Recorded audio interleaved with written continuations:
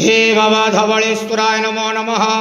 कुळा वृषभर धळा होइथिबा महाप्रभु धवळेश्वराय नमो नमः। दीपं यदि परं ब्रह्म दीपं यदि जनार्दनः दीप हरत मे पाप पूजा दीप नमस्तुते।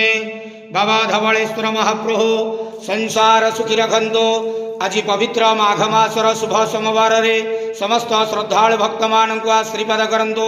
समस्त श्रद्धालु भक्त मानकर मनस्कामना पूर्ण करंतु। कर्म क्षेत्रोन्नति करंतु। ग्रहरिष्टमान खंडन करंतु। जगतर मंगल करंतु। विश्वर कल्याण करंतु।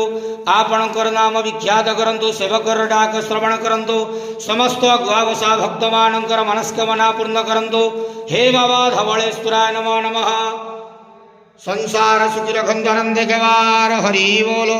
पवित्र माघ मासर शुभ सोमवार रे समस्त श्रद्धालु भक्त मानक आशीर्वाद करंत आनंद केवार हरि बोलो। बाबा धवळेश्वराय नमो नमः।